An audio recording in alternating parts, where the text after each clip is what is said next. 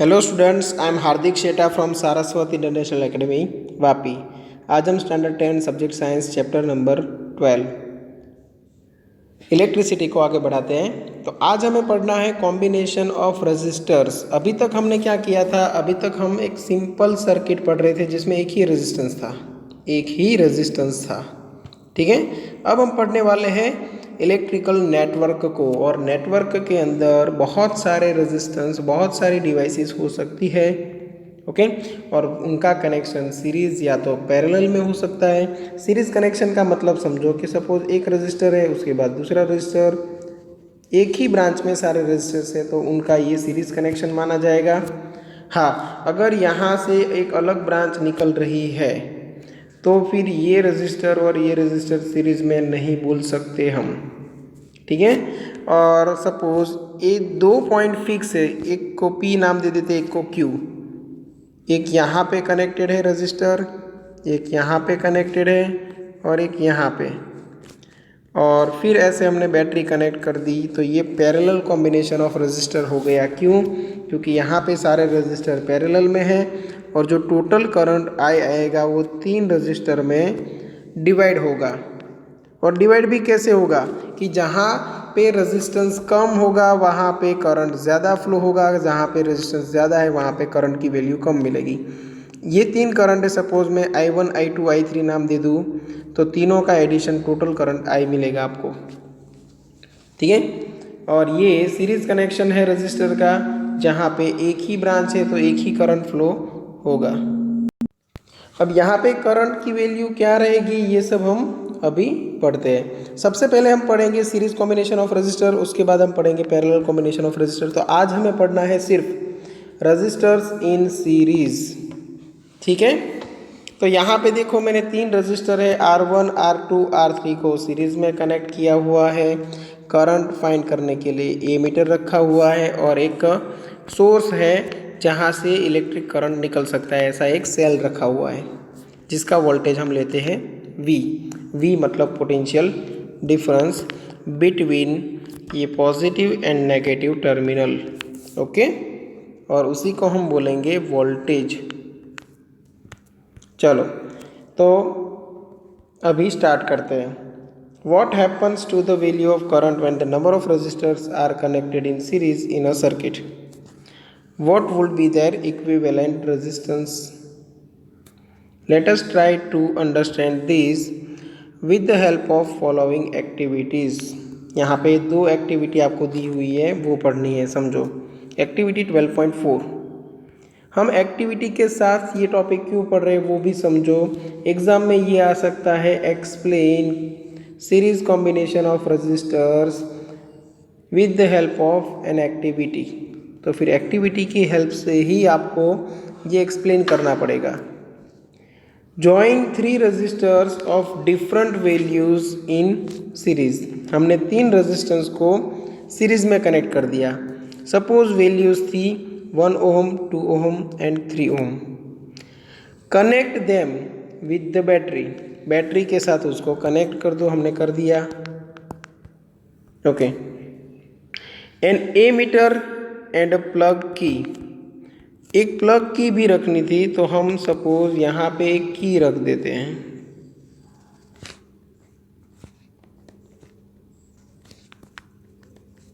ठीक है, और ये की को हम जब क्लोज करते हैं तब यहाँ से करंट पास होगा, वो करंट की वैल्यू हम दे देते हैं I। ठीक है, हमें पता है कि रजिस्टर है वो करंट को अपोज करेगा, करंट की वैल्यू डिक्रीज कराने की ट्राई करेगा, मतलब जितना हम रेजिस्टेंस बढ़ाते जाएंगे उतना ही करंट डिक्रीज होता जाएगा। ओके, प्लग द की हम ऑन कर देते हैं। Note the ammeter reading. Ammeter reading हमें नोट करना है। Change the position of ammeter to anywhere between the resistors. Note the emitter reading each time. Do you find any change in the value of current through the emitter? देखो यहाँ पे ये जो मुझे यहाँ पे एमीटर दिख रहा है उसको मैंने यहाँ पे रखा। सपोज मुझे करंट मिला 10 एम्पियर। यहाँ पे रखूँ, यहाँ पे रखूँ, यहाँ पे रखूँ, अलग अलग पोजीशन पे रखूँ तो क्या मुझे करंट डिफरेंट मिल सकता है? तो एक चीज़ क्लियर रखो, सीरीज कनेक्शन में ऑलवेज करंट की वैल्यू सेम रहेगी। तो यहाँ पे भी 10 एम्पियर रहेगा, यहाँ पे भी 10 एम्पियर, यहाँ पे भी 10 एम्पियर। अब क्वेश्चन ये आएगा कि ऐसा कैसे, कि जब करंट है वो यहाँ से स्टार्ट हुआ, फर्स्ट रेजिस्टेंस में से पास हुआ, करंट डिक्रीज होना चाहिए, सेकेंड में पास हुआ और डिक्रीज होना चाहिए, थर्ड में पास हुआ और डिक्रीज होना चाहिए। तो फिर ऐसा क्यों कि करंट हर एक जगह पे सेम मिलता है? तो उसके आंसर के लिए मैं एक आपको ट्रैफिक का एग्जाम्पल, रोड का एग्जाम्पल लेके एक्सप्लेन करूँगा कि ऐसा क्यों होता है। देखो यहाँ पे लिखा हुआ भी है कि you will observe that the value of current in the ammeter is the same independent of its position in the electric circuit. कहीं पे भी एमीटर रखो, आपको इलेक्ट्रिक करंट की वैल्यू सेम मिलेगी। It means that in a series combination of resistors the current is same in every part of the circuit or the same current through each resistors। अब ऐसा क्यों होता है वो समझते हैं। सपोज हमारे पास एक रास्ता है ऐसा, ठीक है, जिसके ऊपर काफ़ी हैवी ट्रैफिक रहता है और यहाँ पे स्पीड लिमिट करने के लिए यहाँ पे वो आते हैं ना बम्पर्स, ऐसे दिए हुए। सपोज यहाँ पे एक साथ 3 बम्पर्स हैं, यहाँ पे एक साथ 2 बम्पर्स हैं और यहाँ पे एक है, स्पीड लिमिट करने के लिए व्हीकल्स की, ठीक है। तो हम मान के चलते हैं कि यहाँ पे एक व्हीकल आएगा, ठीक है, इसको पास करेगा तो स्पीड थोड़ी कम करनी पड़ेगी। जब वो यहाँ पे पहुँचेगा, इसको पास करने के लिए और ज़्यादा कम करनी पड़ेगी स्पीड। सपोज़ यहाँ पे स्पीड थी 30 की, तो यहाँ पे करनी पड़ी 20। जब यहाँ से पास होना चाहेगा तब और स्पीड कम करनी पड़ेगी, 10 किलोमीटर पर आवर कर दी सपोज़, ठीक है। तो यहाँ पे हर एक जगह पे स्पीड मुझे कम मिलेगी, बट कब? जब पाथ में 1 2 3 4 मतलब फाइनाइट नंबर ऑफ व्हीकल्स हो। बट हम अगर कंडक्टर की बात करें तो नंबर ऑफ इलेक्ट्रॉन बहुत ही ज़्यादा होते हैं। मतलब यहाँ पे व्हीकल का पूरा एक ट्रैफिक है ऐसा समझो, और वो ट्रैफिक को यहाँ से यहाँ पे शिफ्ट कराना है। तो क्या होगा कि बहुत सारी गाड़ियाँ हैं, बहुत सारी गाड़ी है जो एक ही लाइन में ट्रैवल कर रही है। समझो ये एक व्हीकल है, ये दूसरा व्हीकल है, ये third, fourth, fifth, six, seventh, eighth, ninth, 10, ऐसे सपोज 10,000 व्हीकल्स हैं। अब समझो ये व्हीकल है, वो यहाँ से कितनी स्पीड से आगे जाएगा? तो 10 किलोमीटर पर आवर हमने जैसे बात किया था। तो उसके आगे वाला व्हीकल वो भी 10 किलोमीटर पर आवर से ही जाएगा। उसके आगे वाला व्हीकल, उसके पीछे जो व्हीकल है वो, उसको भी जाना पड़ेगा 10 किलोमीटर पर आवर की स्पीड से, अदरवाइज एक्सीडेंट होगा। और इलेक्ट्रॉन इलेक्ट्रॉन के बीच में एक्सीडेंट नहीं होगा क्योंकि रिपल्सिव फोर्स लगता है। सेम चार्ज है ना, दोनों नेगेटिव चार्ज, तो रिपल्सिव फोर्स लगता है। चलो उसके पीछे वाला ये व्हीकल देखो, उसकी कैपेसिटी है, उसके पास रोड अच्छा है क्योंकि उसने अभी तक 2 ही बम्पर को क्रॉस किया है। कैपेसिटी 20 की है, बट वो 20 की स्पीड से अगर जाएगा तो एक्सीडेंट होगा। तो उसको भी जाना पड़ेगा 10 किलोमीटर पर आवर की स्पीड से।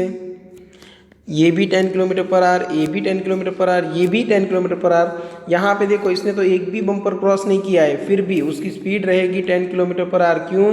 क्योंकि आगे हैवी ट्रैफिक है। तो सेम वे जब मैं बात करूँ कि ये इलेक्ट्रिकल सर्किट में यहाँ से इलेक्ट्रॉन निकले, ठीक है, यहाँ तक फुल स्पीड में गए, यहाँ तक स्पीड ज़्यादा थी। ये जो लास्ट वाला इलेक्ट्रॉन है उसकी स्पीड बहुत कम हो गई। क्यों? क्योंकि उसने तीनों रजिस्टर को पास कर लिया है। अब ये वाला स्पीड डिक्रीज करेगा तो उसके आगे वाले इलेक्ट्रॉन को डिक्रीज करनी पड़ेगी, उसके आगे वाले इलेक्ट्रॉन को, उसके आगे वाले की, सभी को अपनी स्पीड लिमिट करनी पड़ेगी, ठीक है ना। तो अगर एक ब्लॉक हो रहा है तो वो अपने पीछे आने वाले हर एक इलेक्ट्रॉन को ब्लॉक करेगा, सभी की स्पीड डिक्रीज करेगा, इसीलिए पूरे पाथ में सभी इलेक्ट्रॉन की स्पीड सेम रहेगी। और अगर स्पीड सेम है तो इलेक्ट्रिक करंट सेम मिलेगा आपको। क्यों? क्योंकि इलेक्ट्रिक करंट की डेफिनेशन में ही है कि total amount of charge passing through any conductor, okay, from given area in unit time is known as electric current. तो इलेक्ट्रिक करंट यहाँ पे अगर आई है तो यहाँ पे भी वैल्यू आई रहेगी, यहाँ पे भी वैल्यू आई है और यहाँ पे भी वैल्यू आई। तो इतना याद रख लो कि सीरीज कॉम्बिनेशन में electric current passing through any register आपको सेम मिलेगा। क्लियर? सेकेंड एक्टिविटी देखते हैं वोल्टेजेस के लिए। क्या यहाँ पे हर एक रेजिस्टेंस के अक्रॉस में वोल्टेज सेम रहेगा या डिफरेंट? तो इन एक्टिविटी 12.4 उसी एक्टिविटी में मतलब इसी डायग्राम में आपको क्या करना है, वोल्ट मीटर लगाने हैं। Insert a volt meter across the ends X and Y of series combination of this resistors as shown in figure. यहाँ पे x और y के बीच में हमने तीन वोल्ट मीटर लगाए। एक volt meter across R1, volt meter across R2, volt meter across R3। ठीक है, plug the key in the circuit and note that the volt meter reading, okay, note the volt meter reading, it gives the potential difference across the series combination of resistors, okay, let it be V, total voltage कितना है V, ठीक है। Now measure the potential difference across the two terminals of the battery and compare the two values. समझो यहाँ पे जो voltage है ना, सपोज आपके पास बैटरी थी वो 10 वोल्ट की थी, तो यहाँ पे वोल्ट मीटर V1 का रीडिंग आपको मिला सपोज 2 वोल्ट, यहाँ पे मिला 3 वोल्ट, तो यहाँ पे आपको कंपलसरी मिलेगा 5 वोल्ट, और ये तीनों वोल्टेज का जो एडिशन है वो मिल जाएगा आपको 10 वोल्ट। मतलब क्या हुआ कि सीरीज कॉम्बिनेशन ऑफ रेजिस्टर्स में जो वोल्टेज है वो डिवाइड होता है, और ऐसे डिवाइड होता है कि सभी वोल्टेज जिसका आप एडिशन करो तो आपको टोटल वोल्टेज वापस मिल जाएगा। तो मतलब ये 10 वोल्ट है, उसमें से 2 वोल्ट यहाँ पे मिले, 3 वोल्ट यहाँ पे मिले, 5 वोल्ट यहाँ पे मिले, टोटल 10 वोल्ट यूज हो गए। Clear? Okay, take out the plug key and disconnect the volt meter. Now insert the volt metre across ends X and P of the first resistor as shown in figure. Okay, plug the key and measure the potential difference across the first resistor, let it be V1. Similarly आपको V2 and V3 find करना है। Deduce relationship between V1 and V2 and V3। तो V equal to आप क्या लिख सकते हो, V1 plus V2 plus V3। तो अभी हम आते हैं डेरिवेशन वाले पार्ट पे। ठीक है, ये हमने एक्सप्लेन कर लिया है, आपने भी समझ लिया है। डेरिवेशन में क्या करोगे आप, तो आप स्टार्ट करोगे टोटल पोटेंशियल डिफरेंस, मतलब total voltage V equal to आप लिख सकते हो V1 plus V2 plus V3, ये इक्वेशन 1। अब हम करेंगे एज पर ओहम्स लॉ। तो V1 इक्वल टू क्या लिख सकते हो, करंट I इंटू R1। तो V2 इक्वल टू क्या लिख सकते हो, current I into R2।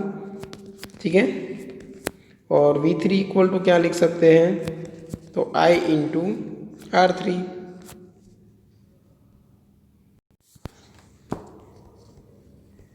Hence from equation 1 V equal to क्या मिलेगा, V1 की जगह पे I इंटू R1, V2 की जगह पे I इंटू R2, V3 की जगह पे I इंटू R3।